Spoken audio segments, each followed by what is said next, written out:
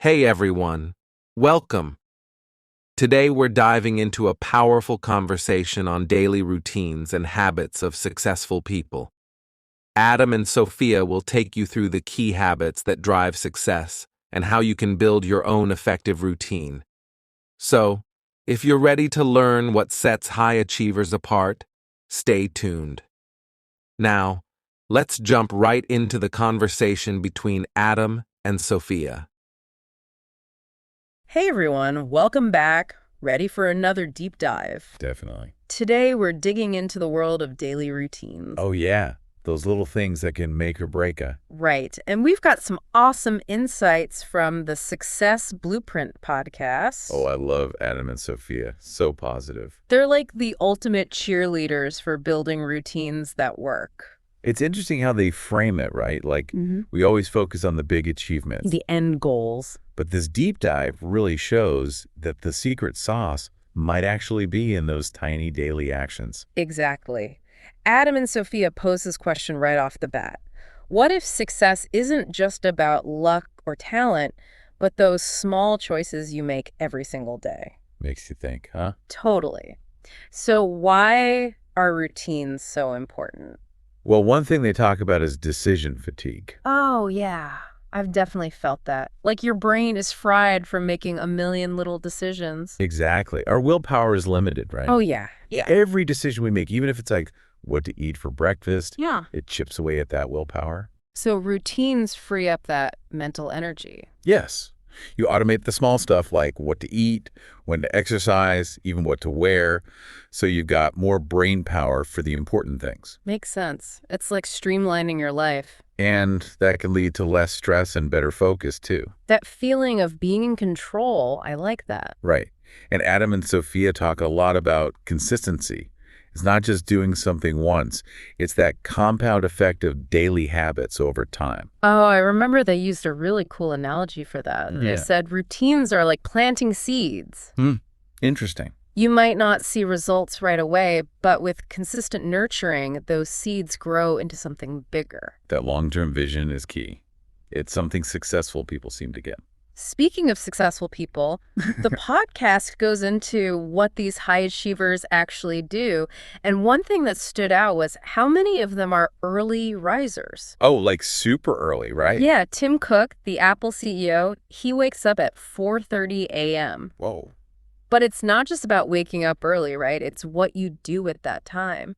Exactly. Yeah. And the podcast highlighted some common themes, like movement and exercise are huge. Oh, yeah. They talked about Richard Branson starting his day with a swim or a run. Yeah, or how Barack Obama made sure to fit in a workout. I can see how getting your blood pumping would really set you up for a good day. And then there's this emphasis on mindfulness and reflection, too. They talked about Oprah Winfrey meditating every morning for 20 minutes. And Ariana Huffington, she journals and practices gratitude. It's about starting the day with intention.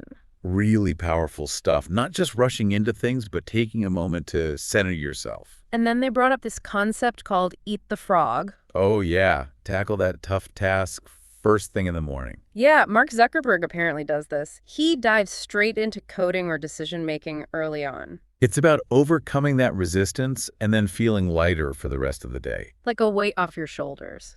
But it's important to remember, everyone's different.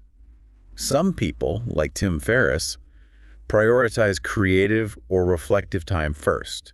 So there's no one right way to do it. No. The key takeaway is finding what works for you to achieve your goals. And sticking to it consistently, right? Even if it's not perfect every day. Absolutely. It's that commitment to showing up for yourself in your routine day after day that really makes a difference. So we've talked about morning routines, but what about those evening habits that can help us unwind and recharge for the next day? We'll be right back to explore those. Stay tuned. Sounds good. Welcome back. We've been talking about those morning routines from the Success Blueprint podcast. And I think one thing that really stuck with me is how they emphasize that it's not just about going through the motions, you know? It's got to be more intentional than that. Exactly. It's like asking yourself, what do I want to achieve today? And what kind of energy do I want to bring to my work? And then you build your morning routine to support those goals. Makes sense. Yeah. So, like, if you're working on something creative, maybe your routine should have time for brainstorming. Right. Whatever gets those creative juices flowing. Absolutely. Setting yourself up for success, but also making sure that routine is enjoyable. Oh, yeah, I've tried those routines that just feel like a chore. Ugh, yeah, no fun. Adam and Sophia talk about making it a source of energy, not dread. So, like, listening to your favorite music while you get ready or something? Exactly. A little dance party, why not? Huh. Love that. But even with the best routine, there are going to be days when you just don't feel like it. Oh, for sure. We all have those days. But that's where Adam and Sophia debunks this thing they call the motivation myth.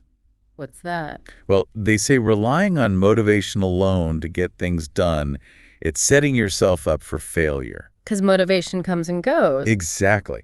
Successful people don't wait for motivation. They rely on discipline and systems. So it's like building a habit, that automatic response to just do it even when you'd rather not. Yes.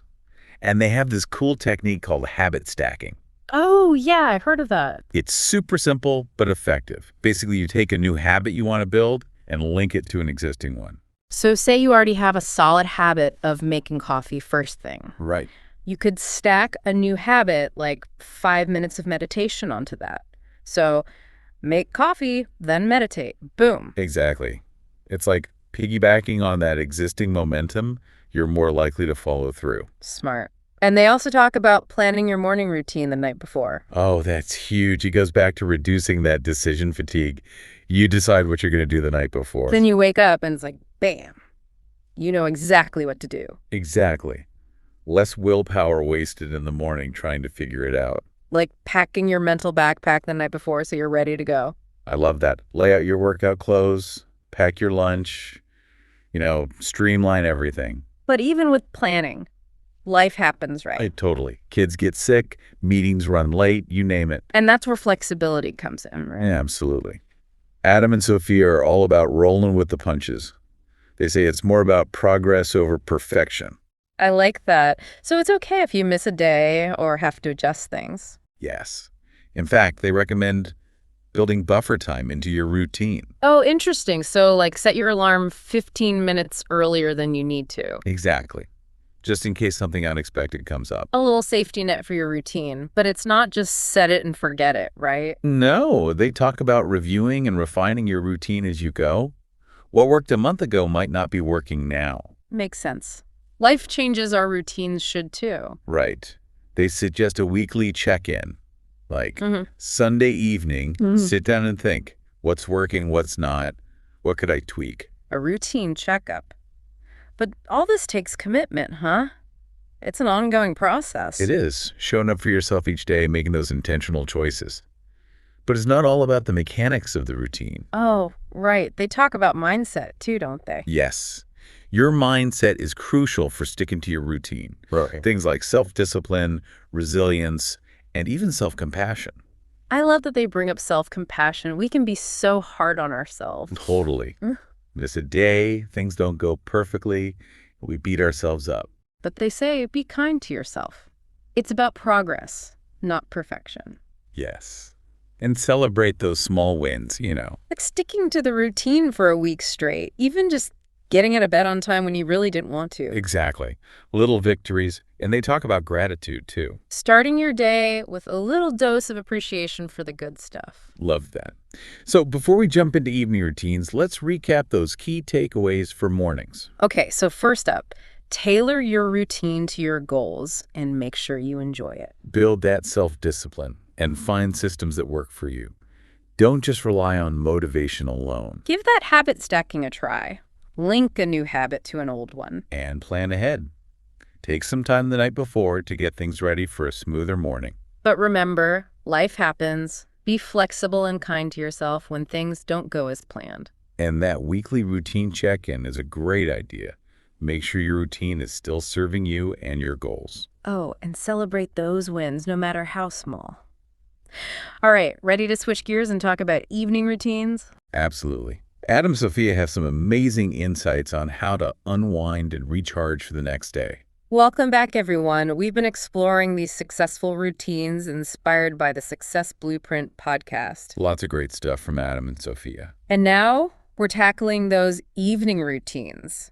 It's easy to think of routines as just a morning thing, but how you end your day is just as important. It really is. It's all about reflection and recovery, giving your mind and body a chance to unwind and rest up for the next day. Yeah, I can see that. It's like, your morning routine sets the stage, but your evening routine closes the curtain on the day. A great analogy. And Adam and Sophia really emphasize that rest is not a luxury. It's essential for success in the long run. It makes sense. Like you were saying earlier, you can't pour from an empty cup. Exactly. So what do these high achievers do to unwind and recharge in the evenings? Well, journaling comes up again, right? Oh, absolutely. Yeah. Adam and Sophia are big fans of using journaling to decompress and process your thoughts. Remember how we talked about Ariana Huffington? Yeah, she's a huge advocate for journaling before bed. It helps to get everything out of your head and onto paper. Helps you clear your mind before you sleep. Totally. But they suggest going beyond just venting, right? It's about reflection and intention setting. Exactly. Asking yourself, what went well today? What could I have done differently? Things like that. So you're not just dwelling on the day, but actually learning from it. Right. And then they talk about creating a calming bedtime ritual. Like what kinds of things? Think about those things that signal to your body that it's time to wind down. Maybe taking a warm bath. Or reading a book, listening to relaxing music, maybe even dimming the lights a little bit before bed. All great ideas. It's about creating that cozy, calming atmosphere. And of course, we can't talk about evening routines without talking about sleep. Definitely. Adam and Sophia are all about prioritizing a consistent sleep schedule. We talked about how people like Jeff Bezos and LeBron James make sleep non-negotiable. They get it. Enough rest is crucial for your physical and mental well-being. Right. And it's not just about quantity, it's about quality too. So avoiding screens before bed, that blue light can really mess with your sleep. Absolutely. Swap that phone for a book or a conversation with a loved one. Anything that helps you disconnect and unwind. And your sleep environment matters too. Yeah. Adam and Sophia recommend a dark, quiet, and cool room. And a comfortable mattress. Those things can make a world of difference. Totally. And did you know what you eat and drink in the evening can impact your sleep too? Oh, yeah. Like avoiding caffeine and alcohol before bed. Exactly. Those can really disrupt your sleep. Makes sense. So we've got journaling, a calming bedtime ritual, prioritizing sleep, and being mindful of what we consume. What else do they recommend? They talk about the importance of connection. Nurturing those relationships with family and friends. Exactly. It's so easy to let those slip away when we're busy, but those connections are so important. They are. And they also suggest making time for personal growth in the evening. Yes. Maybe reading, learning a new skill, working on a creative project, anything that brings you joy and helps you grow. I love that. Yeah. So as we wrap up this deep dive into routines, what are your top takeaways for creating a solid evening routine? Well, I think the biggest thing is to remember that your evening routine is about you. It's about winding down, reflecting, and recharging, not about squeezing in more work. Prioritizing rest and recognizing that it's not a luxury, but a key ingredient for a successful and fulfilling life. Couldn't say it better myself. Yeah. And don't be afraid to experiment, find what works for you, and create a routine that feels good.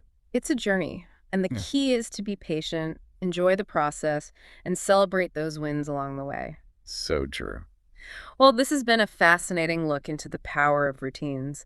Thanks for joining us on this deep dive into the Success Blueprint. It's been a pleasure. And remember, whether you're a routine pro or just starting out, approach it with curiosity and find those habits that help you live your best life. Absolutely. Until next time, keep diving deep.